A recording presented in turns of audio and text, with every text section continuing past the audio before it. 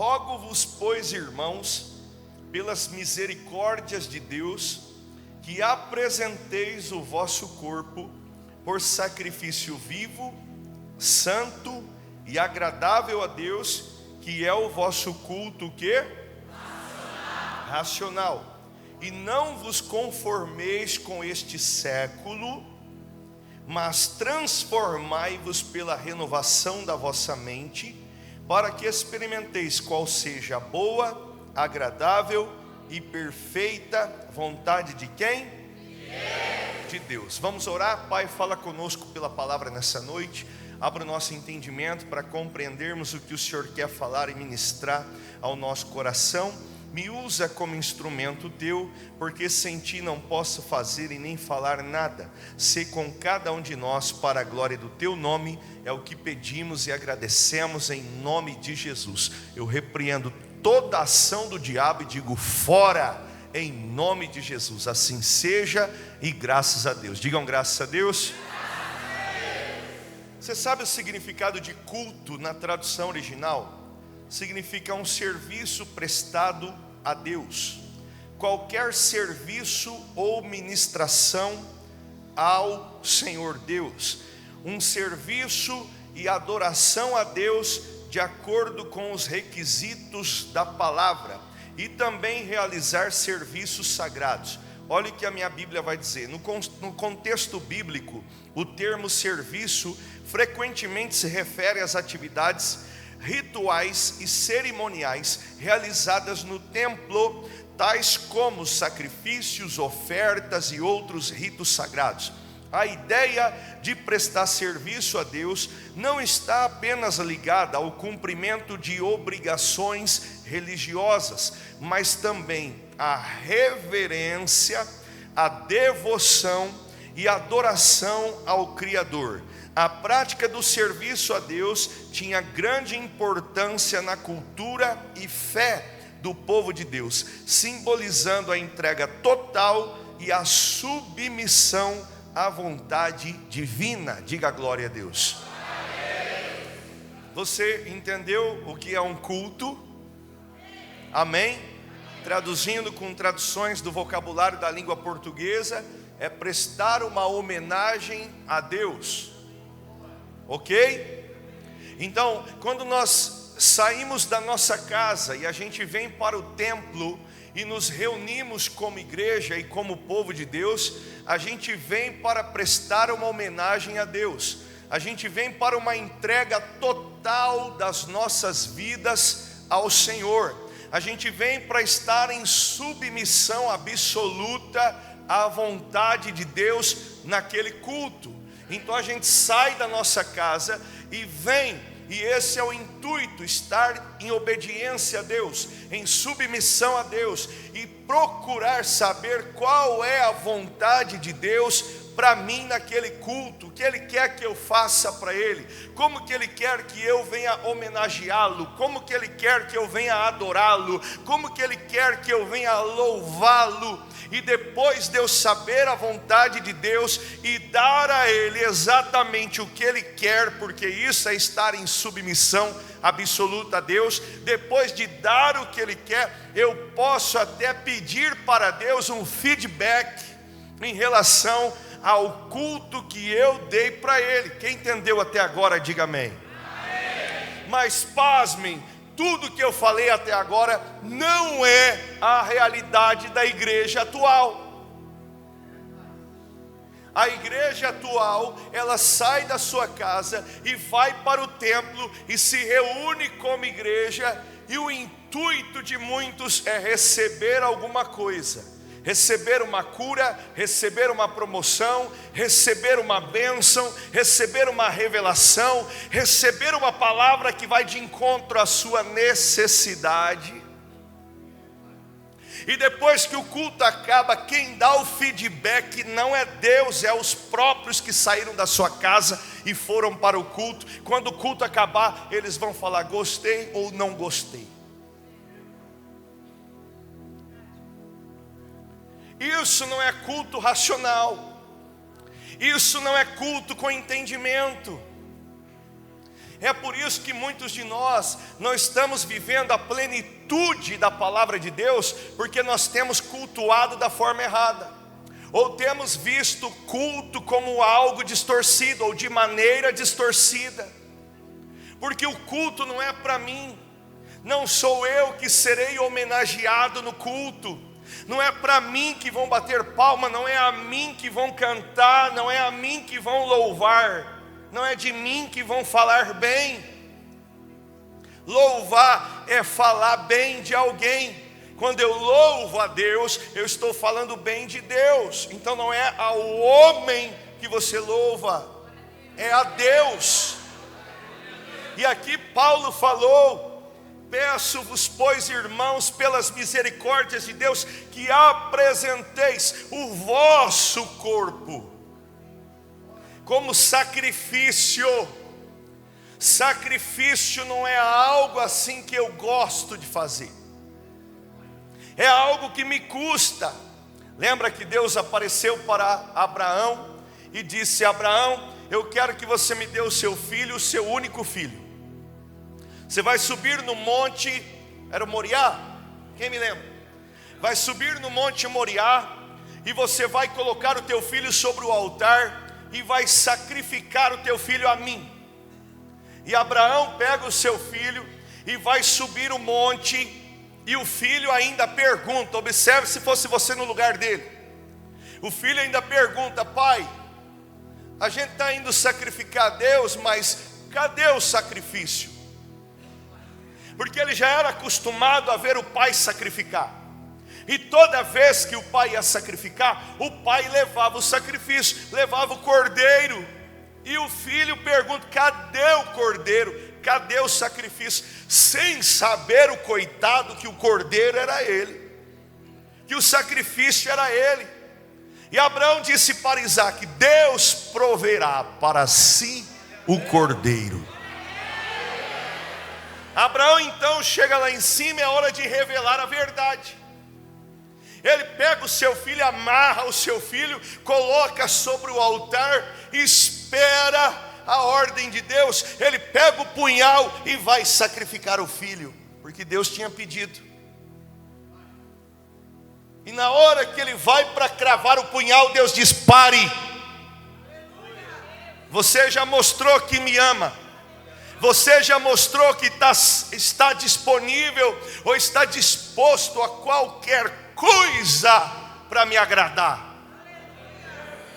Você já provou, porque a palavra fala o que? Filhinhos, amemo-nos não apenas de palavras, mas de atitudes e em verdade. Abraão amava a Deus, e amava tanto que foi o primeiro a dar o dízimo. Na época que não tinha lei, porque a lei vem com Moisés e Abraão vem antes da lei, porque tem gente que fala que o dízimo é coisa da lei, mas a lei não existia na época de Abraão, e Abraão deu o dízimo, foi o primeiro homem na Bíblia a dar o dízimo, foi Abraão. E qual a motivação dele? Amor.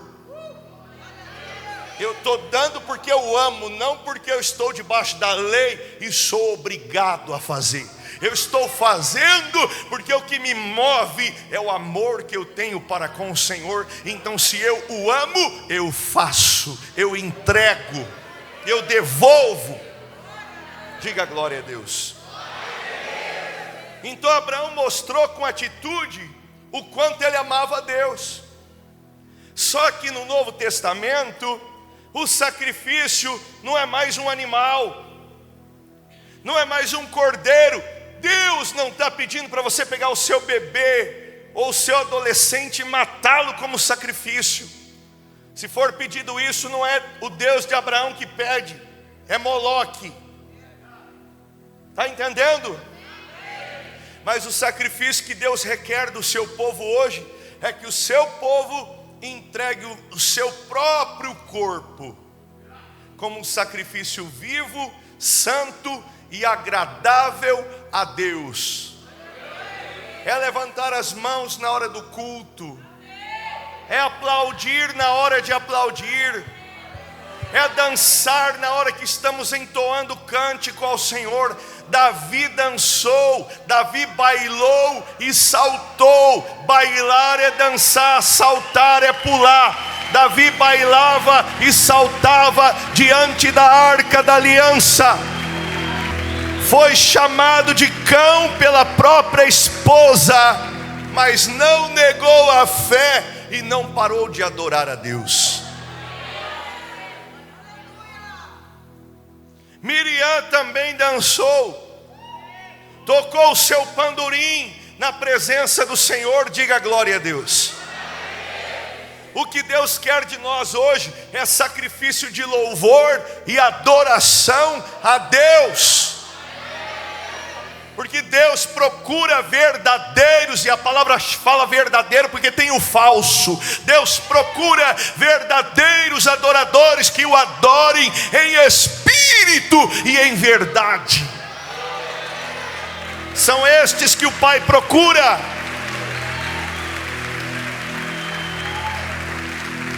Então, culto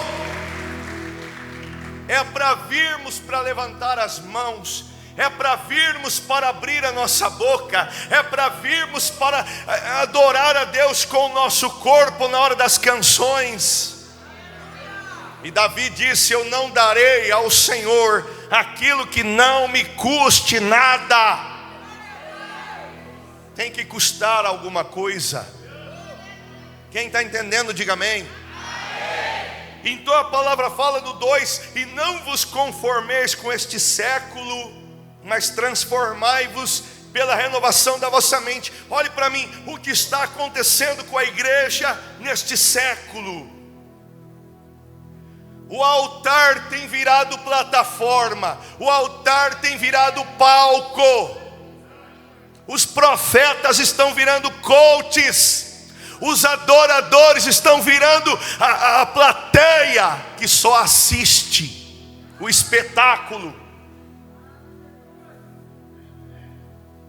E se o evangelho está sendo entregue como se ele fosse algo a ser consumido, os consumidores, depois que consumirem, pode dizer se estava bom ou não. Se eu vou numa lanchonete, eu vou consumir um lanche, quando eu acabar de comer o lanche, eu digo, estava bom, ou eu digo, estava ruim. E o pão que se serve no altar não é pão para consumo de consumista. O pão que se serve no altar é o Filho de Deus. Ele disse: eu sou o pão vivo que desceu do céu. Aquele que de mim se alimenta não terá fome.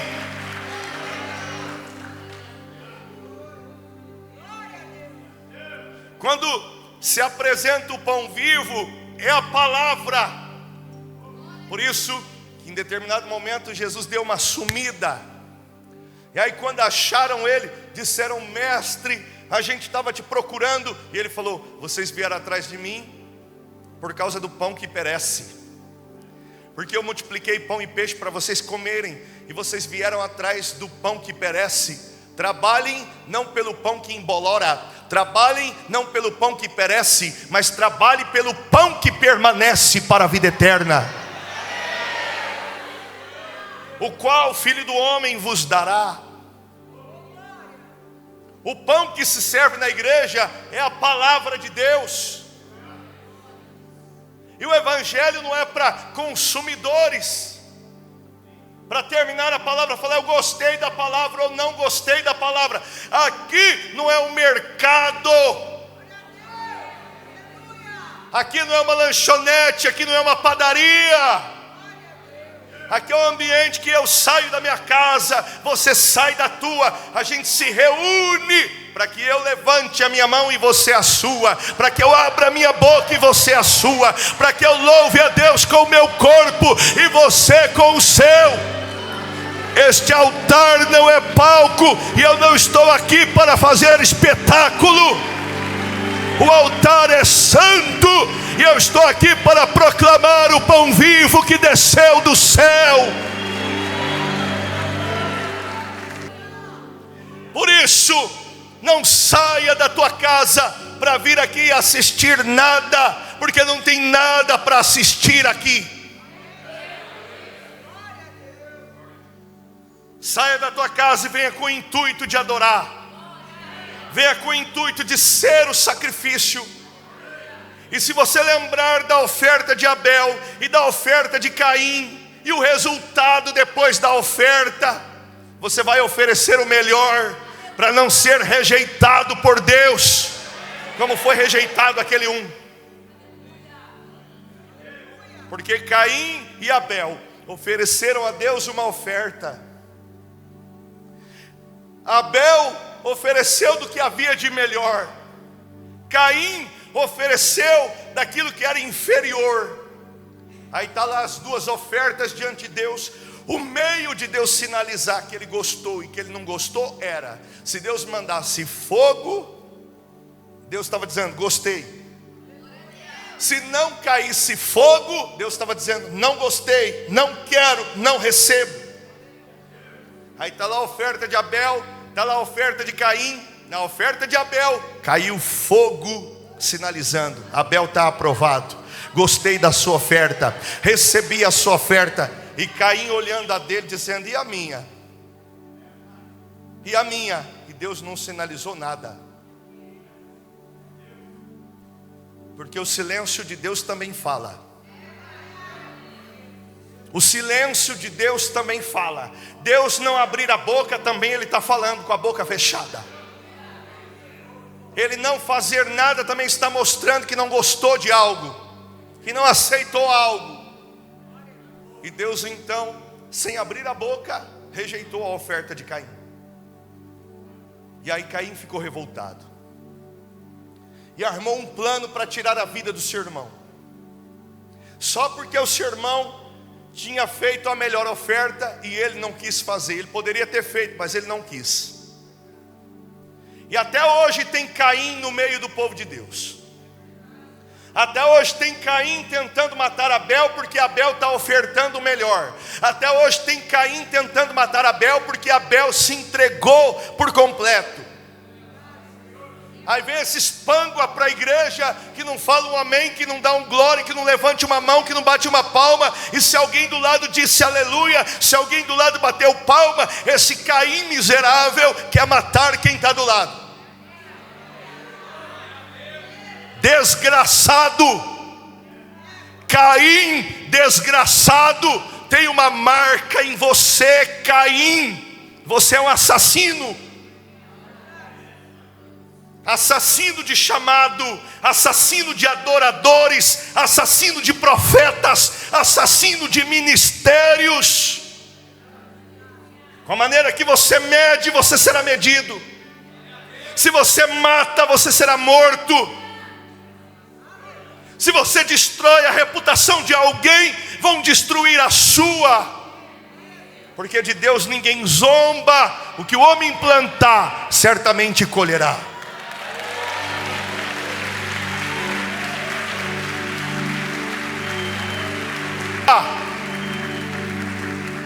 Que Deus foi atrás de Caim. E Caim não tem educação, Caim não tem reverência, Caim não tem respeito nem diante da presença de Deus. Porque a hora que Deus falou, Caim, onde está o teu irmão? Caim teve a ousadia, a petulância, aquele nojento de olhar para Deus e falar, por acaso eu sou babá do meu irmão, para o Senhor perguntar para mim onde ele está? Grosso, irreverente, mal educado, desrespeitoso. Tem muito Caim na igreja, que a palavra está sendo pregada e ele está no celular, mal educado. Deus está falando e você está no celular. Você não tem respeito. Levante e vá para a lanchonete.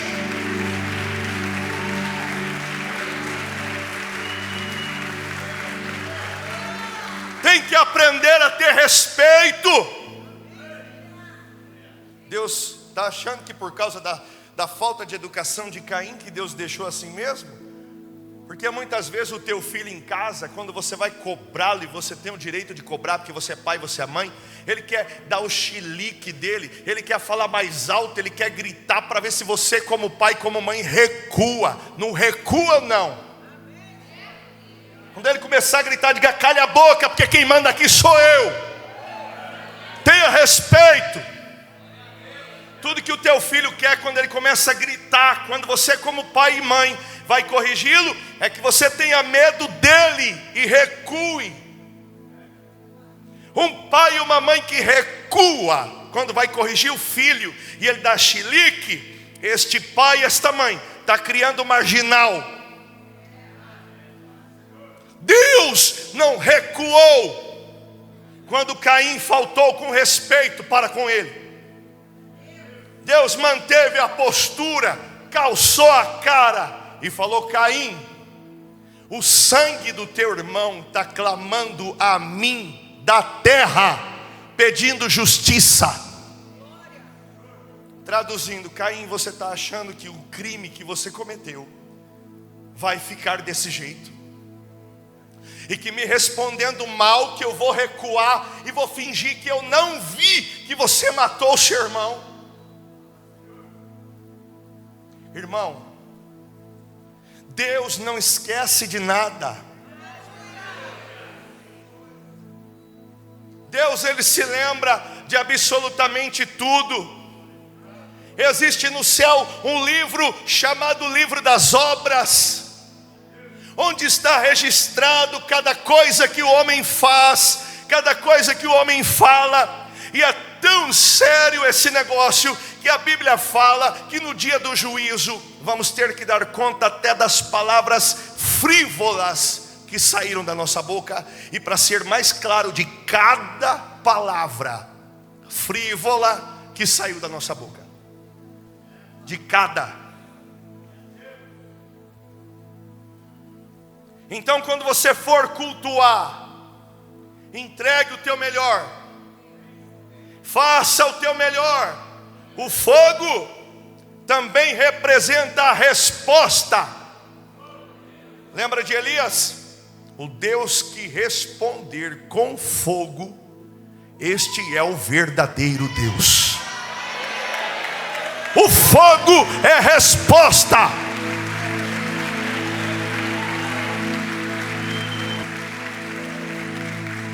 Mas já acabamos de aprender que dependendo do que eu entregar, não tem fogo, não tem resposta. Caim entregou algo que não teve fogo, não teve resposta.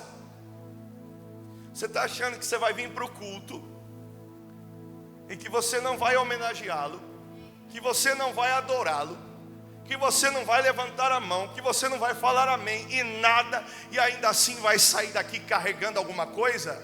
Eu te digo que você vai sair daqui carregando uma maldição. E eu provo na Bíblia. Você está achando que é eu que vou amaldiçoar alguém?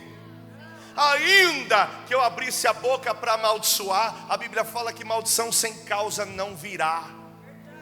Eu não sei porque que tem gente que tem medo de maldição de pastor, de maldição de homem, se ele não está devendo.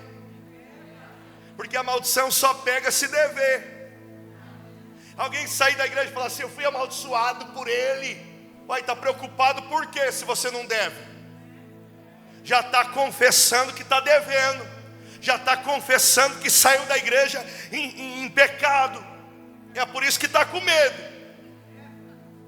Aí Deus disse assim: maldito. O que eu falei? Maldito todo aquele que fizer a obra do Senhor relaxadamente. Você vai vir aqui e você não vai adorar a Deus, você vai sair daqui carregando uma bela de uma maldição. Aí você vai falar lá fora: eu não vou mais naquela igreja, porque depois que eu fui lá minha vida piorou. Claro que piorou. Você entrou aqui e desrespeitou a casa. Você entrou aqui e ficou de conversa no celular. Você queria sair com uma bênção. Você acha que o Deus Todo-Poderoso que está aqui agora porque onde tem dois ou mais no nome dele, aí ele está presente. Você acha que ele estando aqui agora, que ele vai aguentar a tua falta de respeito e vai ficar quieto?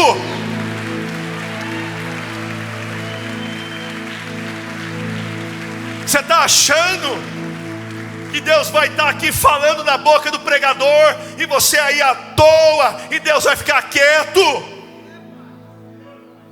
Só se você fosse um pângua para achar isso. Deus não é brincadeira, de Deus não se zomba. Muito pelo contrário, é Deus que zomba e ri dos seus inimigos enquanto eles fogem. Ah, mas eu não sou inimigo de Deus. Se você for amigo do mundo, você se torna inimigo de Deus. Está escrito na Bíblia. E o mundo hoje transformou o altar em palco. O mundo hoje dá o feedback no final do culto. E não é para a igreja dar feedback no final de culto, é para Deus dar. É para você, a hora que o culto acabar, a hora que dar a bênção apostólica, você for para casa, sentar no banco do teu carro, você falar em espírito com o Senhor. E aí, Senhor, qual o teu feedback sobre o culto que eu te dei hoje? Está aprovado, Senhor? O Senhor gostou dos glórias que eu te dei? O Senhor gostou da forma como eu te louvei, da forma como eu te adorei? E a hora que o Senhor estava falando na palavra, o Senhor gostou da forma como que eu recebi a palavra? E aí aguarda o feedback de Yahvé. Se tiver resposta de milagre, se tiver resposta de cura, se tiver resposta de provisão, é Deus falando: está aceito, está aprovado, eu gostei, continua.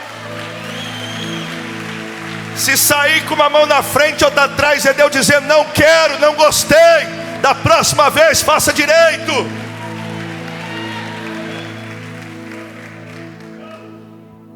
Quando terminar o culto, você pega essa gravação, corta ela e coloca da palavra para frente, porque o mundo vai escutar esta pregação.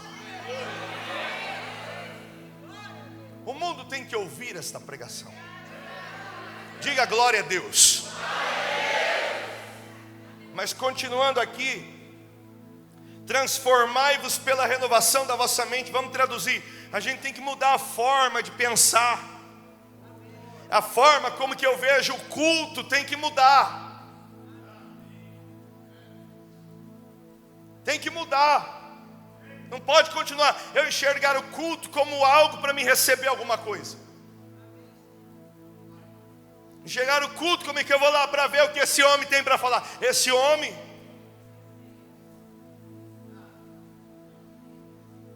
recebi do Senhor o que também vos entreguei.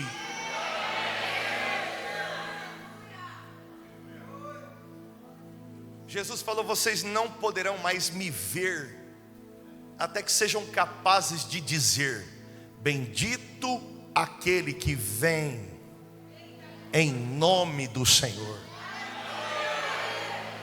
Enquanto o povo de Deus não enxergar o pregador que sobe em nome de Jesus como alguém bendito, nunca poderão enxergar a Deus.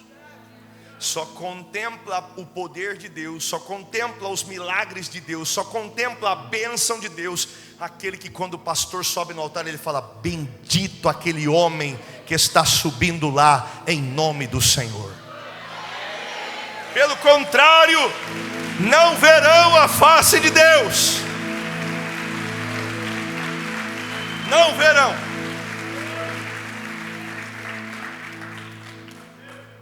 Para que experimenteis qual seja boa, agradável e perfeita o quê? Vontade de Deus. Umas traduções mais antigas vai falar vontade de Deus para vós. 1 Tessalonicenses capítulo 2, versículo 4. 1 Tessalonicenses 2, 4. Pelo contrário, visto que fomos aprovados por Deus, a ponto de nos confiar Ele o Evangelho, assim falamos, não para que agrademos a homens, e sim a Deus que prova o nosso coração. O que Deus faz com o nosso coração? Ele prova o nosso coração. Você vem para o culto para quê? Para ser agradado? Você vem no culto para agradar quem está do seu lado? Como que você vive a tua vida? Qual a Bíblia que o povo está lendo em você? Uma Bíblia light?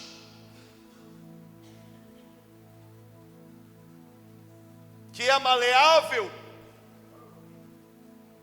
Já entrou na vibe da igreja caída? Qual, pastor? A vibe de que só é amor, amor e amor. Aquele que guarda e obedece os meus mandamentos, esse é o que me ama. E aquele que me ama será amado pelo meu Pai, e eu também o amarei e me revelarei a Ele. Ele se revela como amor para quem guarda e obedece a sua palavra. O meu povo está sofrendo porque lhe falta conhecimento. Estão errando porque não conhecem as Escrituras e nem o poder de Deus. Olhe para mim, João 3,16 não tem mais nada a ver para quem já conheceu a palavra. Pastor, o que é João 3,16? Deus amou o mundo de tal maneira que deu o seu único filho, para que se o mundo acreditar no seu filho, o mundo não morra, mas tenha a vida eterna. Olhe para mim. Um dia você foi mundo. Um dia você esteve no mundo. E Deus te amou no mundo que você estava. Depois que Ele tirou você do mundo, porque Ele disse: não sois mais do mundo, porque do mundo eu vos tirei. Depois que Ele tirou você do mundo, se você quer continuar desfrutando deste amor, passe a obedecê-lo. Porque se depois dele ter tirado você do mundo, você não obedecê-lo, Ele não te ama.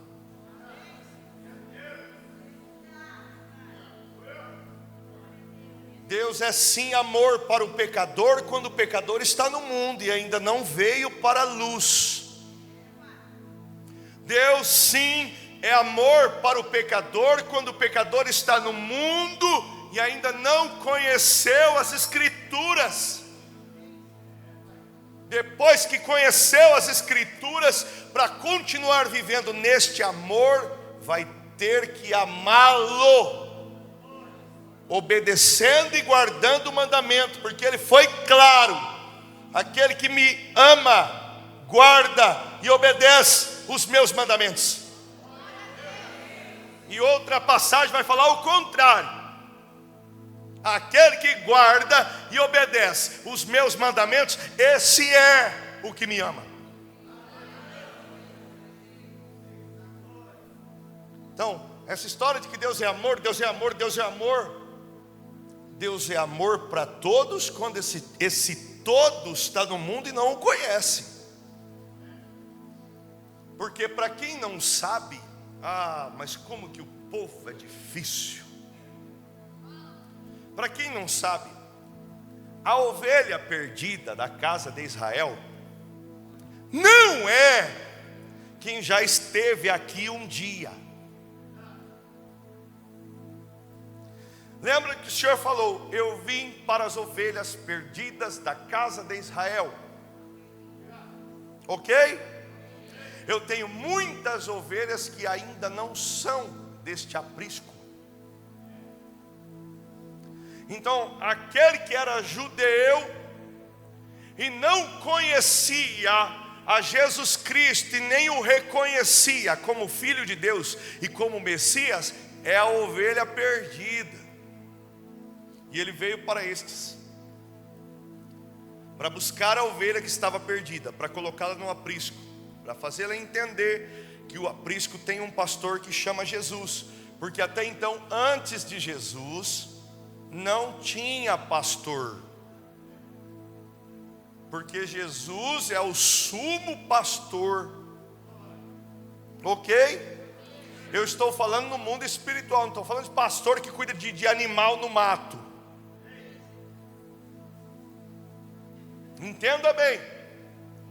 Então, quem está lá no mundo, que nunca veio para cá, esta daí é a ovelha perdida, que nós temos que deixar aqui as 99 e ir atrás dela. A dracma perdida é a pessoa que está aqui dentro e se perdeu aqui dentro. E é fácil de encontrar. Jesus falou que é só limpar a casa, arrastar os móveis, fazer uma faxina, que você acha a dracma perdida. Então, se você está perdido dentro da igreja, dentro da casa, é só limpar a tua vida, faxinar a tua vida, sabe? Tirar o que Deus não quer, perdoar quem tem que perdoar, pedir perdão para quem tem que pedir. Faxina a tua vida, você vai se encontrar. E tem o filho pródigo, que é aquele que esteve na casa do pai, comia do bom e do melhor, foi seduzido pelas coisas do mundo e pediu a sua parte da herança e foi embora. Gastou tudo que tinha com bebidas e com meretrizes, que representam os prazeres desta vida.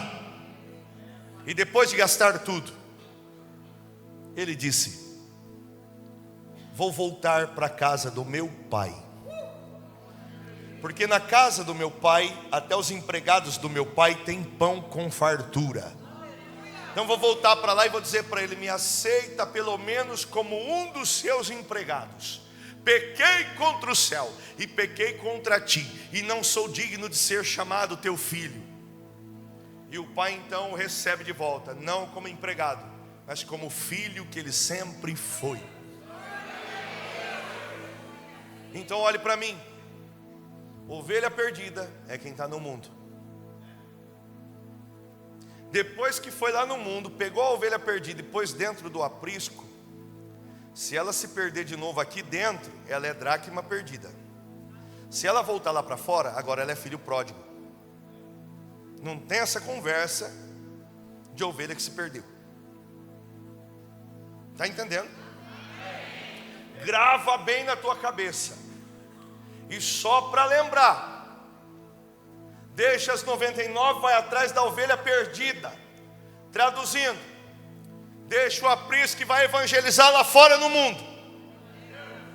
Tem gente perdida dentro da igreja. Faça faxina e se encontre, se ache. Filho pródigo, o pai não foi atrás dele. Ele sabia o endereço de casa, e o pai não mandou cesta básica para ele, e foi por isso que ele voltou para casa. Quantos filhos pródigos você tem ajudado lá fora? Ah, o fulano saiu da igreja, mas eu estou dando um apoio para ele. É por tua causa que ele não volta. No juízo você vai dar conta daquela vida. É por tua causa que o filho pródigo não volta para casa, porque você está lá fora dando apoio para ele. Ninguém da casa do pai foi atrás do filho pródigo. A Bíblia fala que ele quis comer a ração que os porcos comiam, e nem isso deram para ele. E foi porque ele estava passando fome, sem a ajuda de ninguém, que ele resolveu voltar embora. Porque eu duvido que se alguém tivesse levado uma marmitex para ele teria voltado. Duvido que se tivesse levado uma cesta básica para ele teria voltado. Ele só voltou porque ninguém foi ajudar.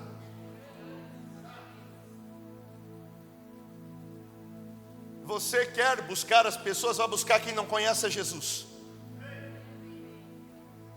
Os filhos que saíram de casa, você os está vendo sofrer Diga para eles: por que você está aí?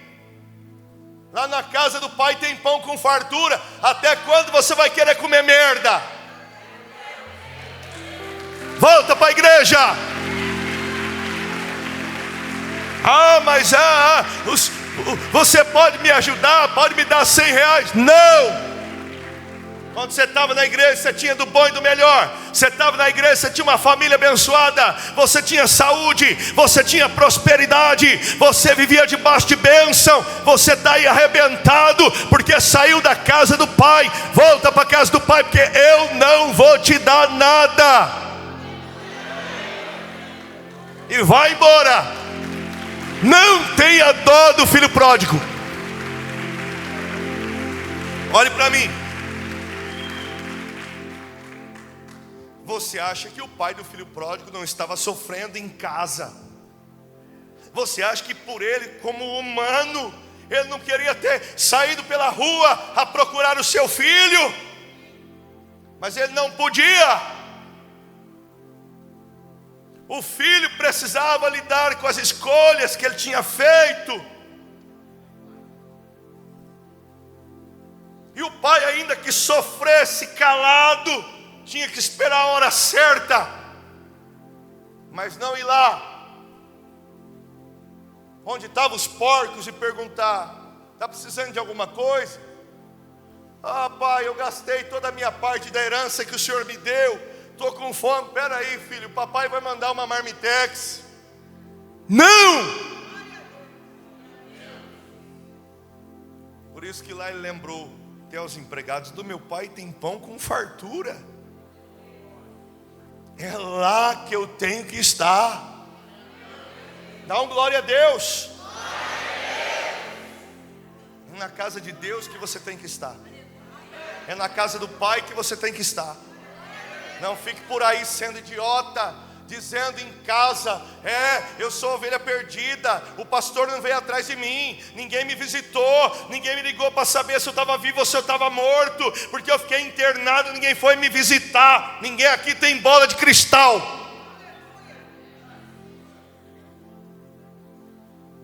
Eu tenho uma raiva desses crentes vítima. Eles não avisam nada. Eles ficam internados e não mandam mensagem para avisar: estou internado. E eles querem que a gente tenha a bola de cristal para saber que eles estão internados. Teve um irmão da igreja que a esposa dele faleceu. Ele não me avisou.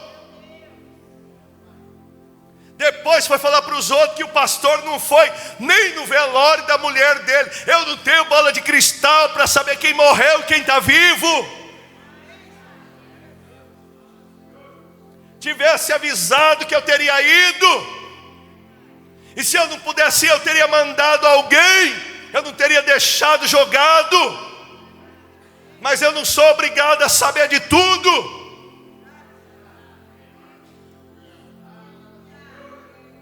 Está afastado porque aconteceu alguma coisa? Fala. F-A-L-A. Fala. Estou doente. Estou com Covid. Estou com dengue. Estou com chikungunya. Estou no hospital. Estou no UPA. Pode vir visitar ou pode mandar alguém. Agora fica lá sem avisar ninguém. Ninguém vai me ver. Essa igreja, tá vendo? Eles falam que ama a gente, ama coisa nenhuma. Eu sumi, eles nem perceberam. Vai te catar. Tem 1.200 pessoas. A gente não consegue lembrar de todo mundo. Você tem 5 filhos e esquece o nome de todo mundo e troca o nome de todos eles. E eu tenho que lembrar de 1.200. Vai te catar para lá.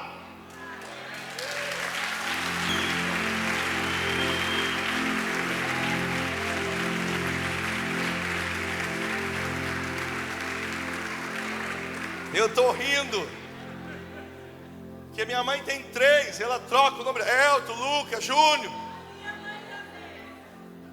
e a gente fica tudo igual. Eu vou chamar o Lu, Júnior.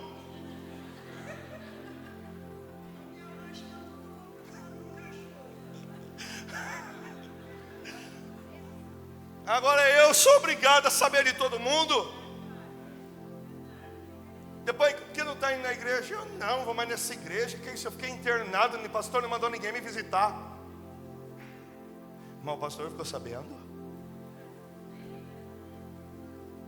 Porque eu falei para o obreiro. Aí o problema é teu e do obreiro, se o obreiro não me avisou. Porque eu já falei que é para avisar a mim. Aqui na igreja eu sou igual o marido traído, eu sou o último a saber das coisas. Tem obreiro que senta, eu nem sei que ele sentou.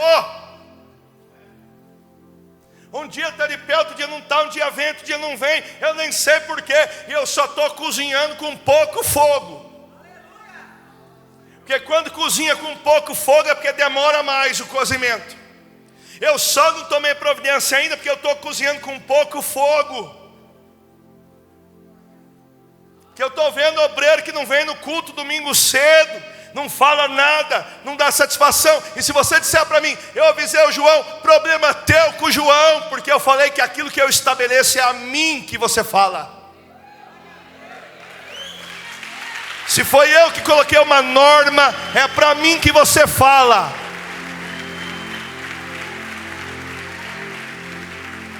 Era só o que me faltava. Eu estabeleço uma norma e você, em vez de pedir para mim, você pede para o pastor Rafael. Foi ele que estabeleceu aquilo ou foi eu? Você pede para quem estabeleceu. Então vai nessa. Que a hora que eu tomar providência, você é igual aquelas mães doidas dentro de casa.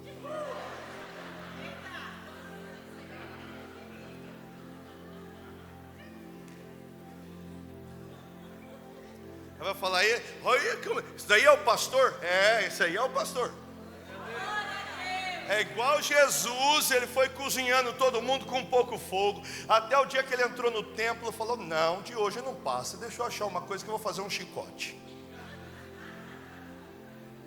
E ele foi, se preparou e fez o chicotão dele. E na hora certa ele saiu arregaçando tudo, virando mesa, soltando pomba, soltando cabrito, soltando novilho e batendo nos cambistas e gritando que nem um louco, a casa do meu pai é casa de oração, e vocês fizeram um covil de ladrões e de salteadores, saiam fora. Olharam para ele e ficaram assustados. Se ele pode, eu também posso. Se ele pode, eu também posso.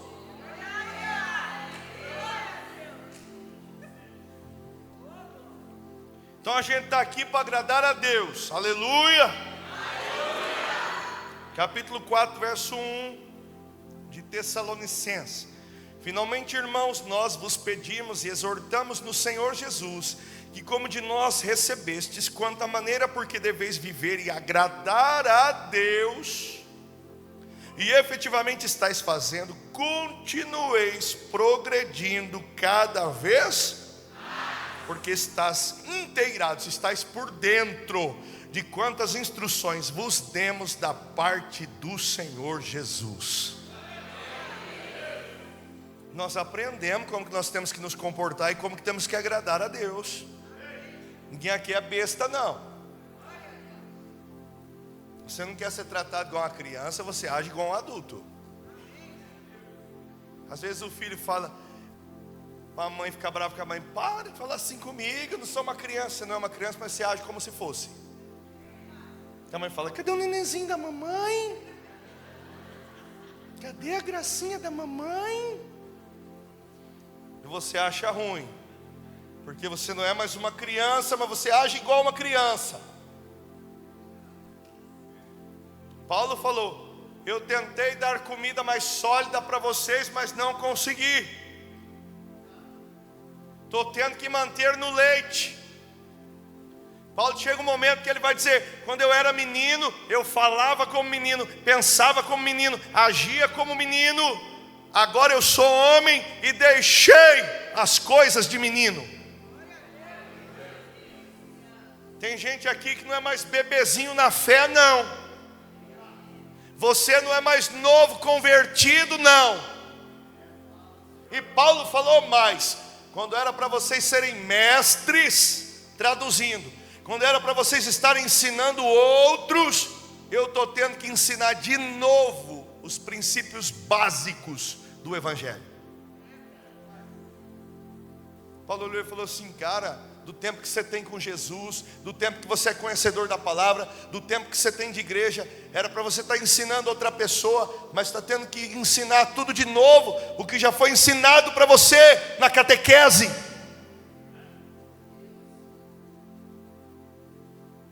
Está tendo que falar de novo. É igual falar uma coisa para vocês: cuidado com esses meninos que vocês têm. Eu vejo um bando de adolescentes aqui dentro, 13, 14 anos, eles não oram, eles não cantam, eles sentam lá nas últimas cadeiras por lá, e eles só ficam assim na hora do louvor, ó, só olhando quem está entrando na porta. É o tempo inteiro só olhando quem está entrando na porta. Orar que é bom nada, cantar que é bom nada, bater palma que é bom nada. E você está dizendo: eu vou cobrar ele, pastor. Vai, por que não pode cobrar? Ele já está transando sem a senhora saber. A boca dele já tem a mistura de umas 150 babas diferentes, de boca fedida que ele já beijou atrás da escola.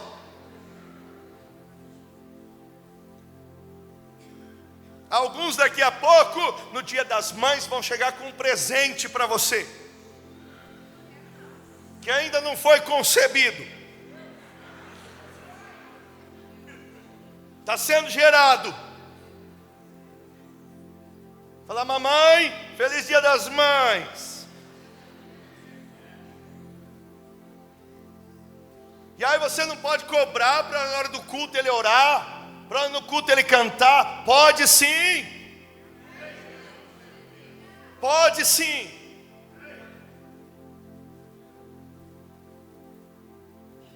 E se eu tiver errado, me prove na Bíblia. Eu desafio você a me provar na Bíblia.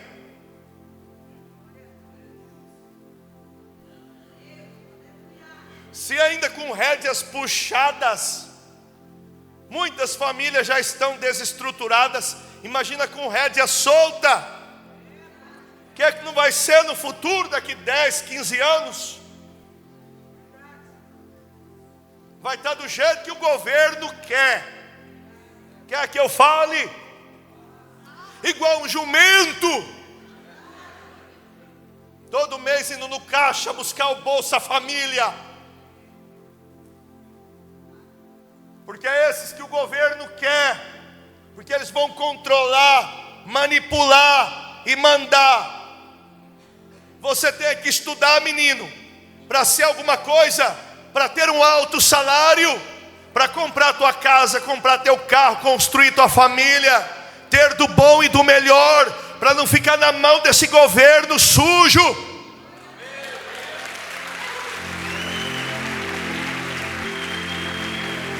Está achando que esse governo gosta de você? Você está enganado. Eles vão fazer casa popular para dar para você por uma parcela baixíssima, mas onde eles te colocam? Lá fora da cidade, na terra de Lodebar. Lá fora, vai estudar, vai trabalhar, vai ter um bom salário, compra uma casa boa num bairro aqui perto, para você poder fazer o que você quer da tua vida e não ficar jogado lá fora, lá longe. Se precisar de uma ambulância, morre, e não vai a ambulância, vai ao carro da funerária. Olhe para mim. Eu quero que você cresça, eu quero que você prospere, eu quero que você tenha do bom e do melhor. Vai chamar uma ambulância lá na terra de Lodebar, que você vai ver a hora que a ambulância chega, a hora que você já morreu. Chama a polícia, que eles nem aparecem.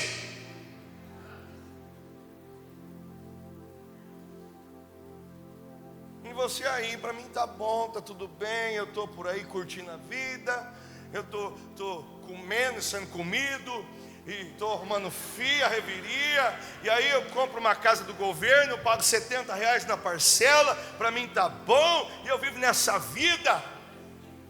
Que história é essa? Você vai ser alguém, você tem que ser o maior dizimista dessa igreja. Você tem que ter casa boa, carro bom, ter dinheiro para você comer o que quer comer. Estavam os coitados lá no Nordeste, na fila para pegar osso de boi, para fazer sopa de osso, estavam lá felizes, achando, se preocuparam com a gente, se preocuparam com o quê? Deus não te dá resto não. Deus é bom, e a Bíblia fala, se quiser e me ouvir, vai comer o melhor da terra. Deus tem uma terra que manda leite e mel para você. Deus não está querendo te dar osso não. Chacoalhe o seu irmão do lado, diga: Deus quer te dar uma terra boa.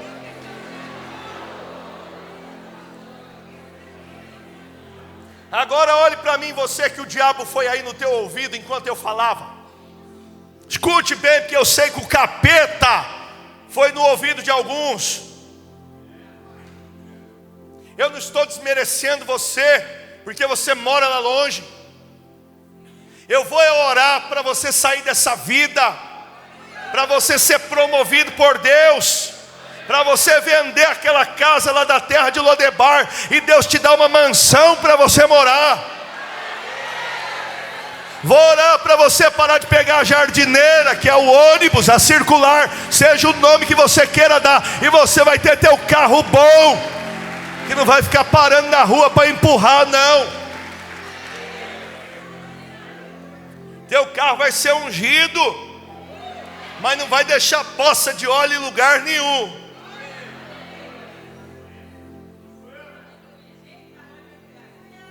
Pegar Uber, você vai parar de pegar Uber. Você vai ter o teu carro, você vai ter tua moto, você vai ter tua condução. Ficar se humilhando, bem, me leva na igreja, bem, me leva. Não, você vai ter o teu carro, irmã. Você vai pegar o teu carro, você vai para a igreja, deixa ele lá se ele quiser ficar. Todo dia essa vida, essa humilhação, bem, por favor, me leva para a igreja. Bem, leva para a igreja, leva para a igreja. E tudo é na base da troca. Eu te levo, mas tem que deixar eu jogar bola. Eu te levo, mas tem que deixar eu passar no boteco semana que vem. Não, você vai ter o teu carro, irmã. E olha, eu quero falar uma coisa aqui. Eu quero falar um negócio que eu quero que os homens venham atrás de mim. Vem. Escute o que eu vou falar, preste atenção. Olha, mulher que o teu marido não te deixa trabalhar, e homem que não deixa sua mulher trabalhar, você vai escutar aqui agora. Você não pode impedir a tua mulher de ser alguém na vida. Vida nós só temos uma. Ela também tem sonhos, ela também tem projetos. Você não pode destruir o sonho dela. E eu vou falar o porquê que eu estou falando. Eu tinha uma obreira que eu amava e amo até hoje. Ela vivia em torno daquele marido dela, e ele não deixava ela trabalhar e tudo, ela só vivia para casa e para ele. Sabe o que aquele desgraçado fez? Ele, nas viagens a trabalho, ele arrumou outra mulher, ele construiu outra família lá no Nordeste, e ele ficava lá e ficava aqui, falava que ele estava trabalhando lá, mentira, ele estava com a outra lá. E quando ela chegava aqui, até pedia para faltar do culto para receber o marido dela, e eu deixava. E ele largou ela com 2 filhos, largou ela fora do mercado de trabalho e foi morar com a outra desgraçada lá, e deixou ela na merda. O desgraçado deixou ela na merda. E uma pessoa fora do mercado de trabalho há tantos anos, com a idade avançada, como que volta para o mercado de trabalho? E está outra quenga lá, vivendo e desfrutando do salário altíssimo que ele tem e dá para ela, enquanto a outra quase passando fome. Então você larga de ser trouxa. Vá conquistar a sua independência financeira. Não é para você passar por cima do teu marido, não. Você vai continuar honrando ele, vai continuar respeitando ele, vai continuar elevando a autoestima dele, mas não vai ficar na merda por causa dele, não. Porque se ele arrumar outra quenga, ele te larga e vai embora. E eu estou esperando o macho que vai vir me enfrentar aqui hoje. Se fosse pastor, eu seria detetive. Porque eu posso até, irmão, se você vier me afrontar, eu posso dar uma investigada na tua vida para ver se você também tem outra.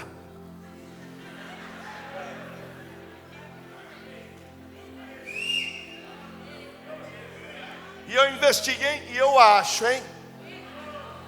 Eu uso todos os meios terrenos que eu posso e ainda oro o que está escrito: Senhor, não tem nada escondido que não seja revelado. Faz eu achar tudo, Jesus. Faz eu achar tudo.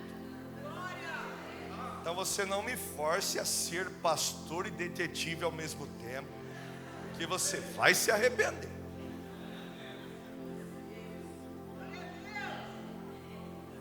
Que é isso? A mulher não tem dinheiro para fazer uma unha, e você pondo roda no carro. Ela não tem dinheiro para fazer Você está achando que o cabelo da mulher custa R$30 o corte, igual custa o teu? Quanto que custa, irmã, para você ir lá cortar o cabelo, alisar o cabelo, pintar o cabelo? Quanto que custa? 650 reais. Só para lavar e para fazer tudo.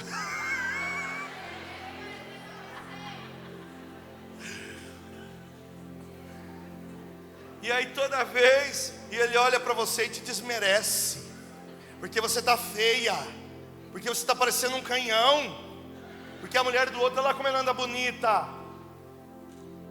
Dá dinheiro para ela, fala, vai arrumar o cabelo, vai fazer sua unha, procura uma esteticista.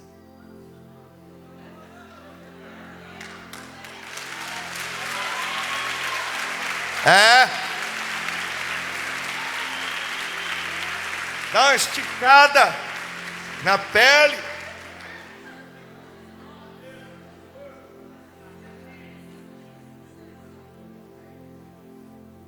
Você chega aqui tudo é maravilhoso. Olha que igreja linda, arrumada. É porque aqui a gente investe. Tudo que tem investimento fica bonito, fica arrumado, fica novo, fica top. Queimou uma lâmpada, já tem que trocar, Inclusive aquele ventilador ali, ó. O dia, obreiros, que vocês ligaram o ar, vocês não ligaram o ar-condicionado, e aí ligou os ventiladores, aquele ventilador não funcionou, porque ele está queimado, sei lá o que ele está. Tem que arrumar aquele ventilador. Ah, mas nem usa, não importa. Coisa quebrada atrai demônio. Eu não quero nada quebrado aqui dentro. Fora, Satanás. Ainda que eu for usar daqui 30 anos esse ventilador, ele tem que funcionar. Na hora que eu ligar, ele tem que funcionar. Não quero nada quebrado, porque coisa quebrada traz demônio. Maria mulambo para dentro de casa, para dentro da igreja. Jogue tudo fora. Pergunte minha mãe quem tirava os demônios da minha casa. Eu saía limpando tudo, catava as panelas coladas com durepox, tacava tudo fora. E ela saía lá na calçada para pegar. Digo, deixa aí, é do diabo. Pergunte a ela se não é verdade. Eu enchia a calçada quando cidade limpa ia passar. E ela queria ir lá buscar tudo, não vai sair para fora para pegar nada. Tudo demônio lá.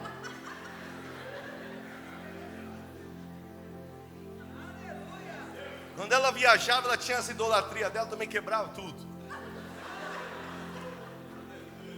Quando ela chegava, dizia que tinha caído. Caiu no meu bicudo. Diga a glória a Deus. E um dia que eu fui na igreja, era culto de libertação, manifestou um demônio, o pastor falou: mostra, demônio, para o povo, como que fica a tua mão quando você manifesta. O demônio fez assim, ó, uma figa. Eu lembrei lá da estante de casa, tinha uma figa de louça na estante de casa. Falei: hoje eu tiro a mão do demônio lá da minha casa.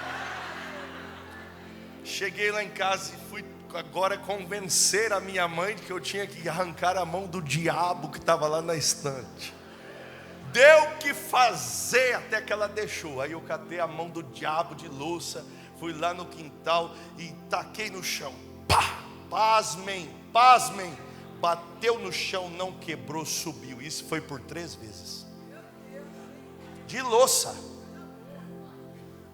Aí eu lembrei do que a professora fez na escolinha, que criança repara tudo. Um dia eu estava na escolinha da igreja e trouxeram um monte de idolatria, que o povo estava se libertando. E escolinha, aqui não, né? Mas em muitos lugares a escolinha é o depósito do que não presta. Tudo que não presta, taca lá para dentro. Aí estava lá na escolinha, daqui a pouco eu vi a professora Edinalva, ela veio aqui esses dias. Quem conhece a irmã Edinalva? Conhece? Ela catou o martelo e começou: em nome de Jesus você está amarrado, e começou a quebrar. E eu só vi lá de longe. Falei: tá, a louça não quebra, a mão do diabo não quebra, mas tem um martelo que quebra. Então fique aí. Catei o martelo e quebrei tudo, joguei tudo no lixo, a mão do demônio. Porque não podemos ter mão do demônio em casa. E se você tem brinco de figa, tem pingente de figa, é tudo mão de Satanás. Pode jogar tudo fora.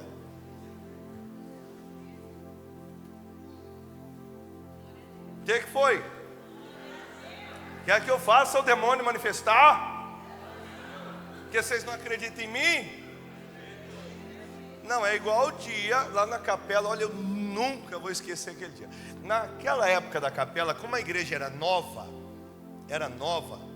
e em um mês a igreja saiu de 120 membros para 350. Depois já subiu em 2 meses para 450 e foi subindo. Então tinha que ensinar, porque era muita gente nova. Então todo mês eu ensinava dízimo e oferta. Qual a função do dízimo, qual a função da oferta. Um dia manifestou um demônio, eu falei: quem aqui não é dizimista? Me dá uma nota sua. Aí me deram lá R$2, tá bom. Quem é dizimista também me dá uma nota. Aí me deram lá R$2. Aí eu falei: demônio, aqui está a nota do que não é dizimista. O que você vai fazer? O demônio tomou a nota da minha mão e picou a nota, mas ele picou em tantos pedaços que era incontável. E tacou no chão. E o povo: falei: ok, demônio, essa nota aqui é do dizimista. Mostrei para ele, ele não quis nem olhar. Começou a gritar: está queimando, sai de perto de mim, desgraçado. Falei: viu, igreja? A nota do dizimista, do que não é dizimista, está tudo picada. A do dizimista está inteira. Tá bom. Quem quer ser dizimista?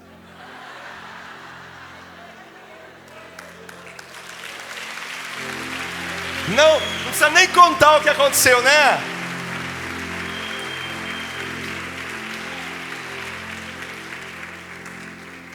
Não tinha lugar na frente do altar para receber tanta gente que queria virar dizimista.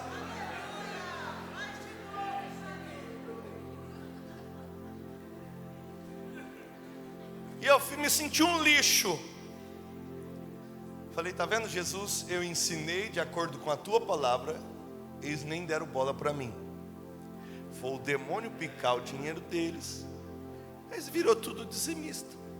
Por que o senhor não nomeia o diabo a pastor?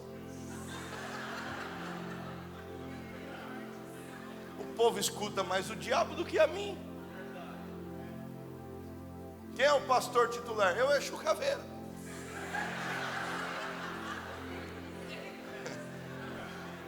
Diga, está amarrado.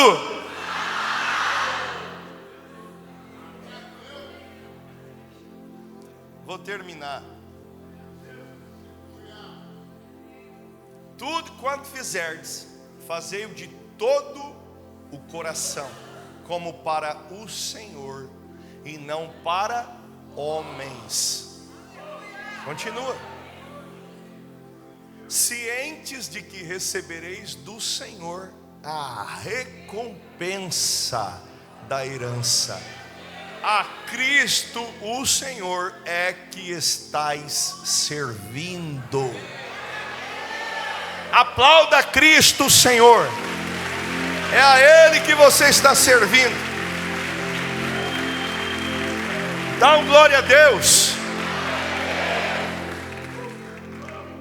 Amém. Tínhamos mais lugares para ir, mas não deu tempo.